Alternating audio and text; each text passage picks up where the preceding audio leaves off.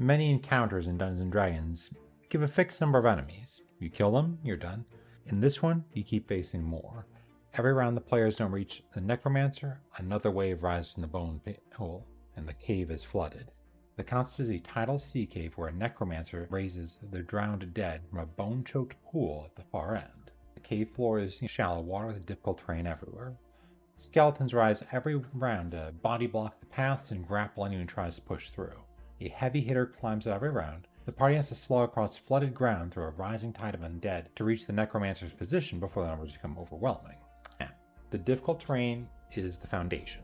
There's shallow tidal water that covers most of the cave, so every player character moves at half speed through it. A party with 30 feet of movement covers 50 feet around, and the Necromancer's platform is much further than that. That's a significant delay, even if there's nothing getting your way, and there's something always getting your way. On initiative count 20, so in the lair action, the Necromancer raises up 2 to 4 fodder enemies from the bone pools, undead. Every other round, a zombie, white, or heavier hitter comes up too. The fodder enemies are weak individually. They're low hit points, they're vulnerable. Their job isn't to kill the party though, it's to clog the paths and grapple anyone who wades in. A grappled player character in difficult terrain is kind of pinned down, because breaking free costs the action, and even then they're still moving at half speed. With every round they spend fighting the fodder enemies, another round the Necromancer can drop more in front of them. There's 3 paths through the caves. The main channel is wide and obvious, but completely exposed. The Necromancer can see straight down it, fire attack, go back into cover, back on the raised circle platform. The Necromancer can see straight down it, and the fodder cluster that's there. It's narrow, but which allows a single enemy to block it, but there isn't much water in this section, so few areas to raise the dead. And once the party gets to here, they have a full area they can shoot at the Necromancer from. Alternatively, there's another side path to the north. This one is less likely for the Necromancer to notice, because the party can easily enter it before from here without the Necromancer spotting them. But a lot of it's submerged, and there is a narrow section that a single heavy hitter or fodder enemy could block, creating essentially a kill box. Now, the Necromancer stands on a raised stone platform behind the bone pool, and the key is that large rock formation here gives the Necromancer full cover from the main channel entry zone. Because if the Necromancer's here, there's pretty much no way the party will attack them from anywhere in this section. They step out on their turn to cast a spell, hurl an attack, or down the main channel, and then step back behind the rock. But the cover, like I said, is directional. Either the north side or the south side have very easy angles to shoot the Necromancer no matter what they do.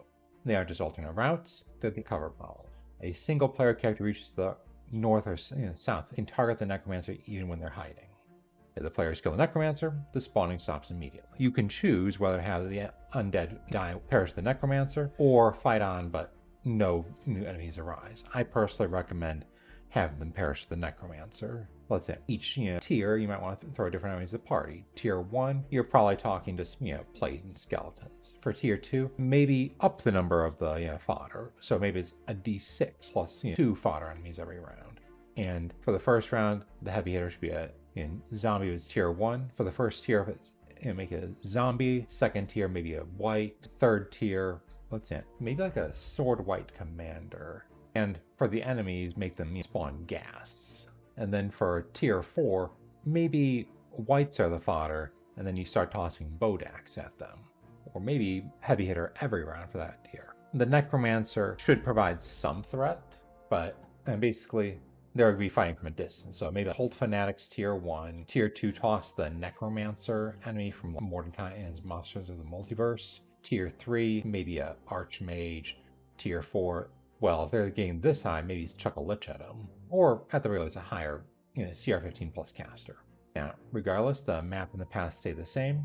You may want to make it so that for higher tiers, it's more challenging to simply teleport, because it's entirely possible that players will be able to teleport most of the way to the Necromancer right off the bat, starting like tier 3 onward.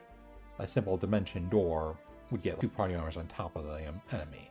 So maybe make it so there's a Mordenkainen's Private Sanctum on this map for tiers 3 and 4. Other than that, the map is free on my Patreon. Link is in the description. I'm Red Archon. I run 6 Dungeons & Dragons games a week and build maps designed to create decisions, not just rooms.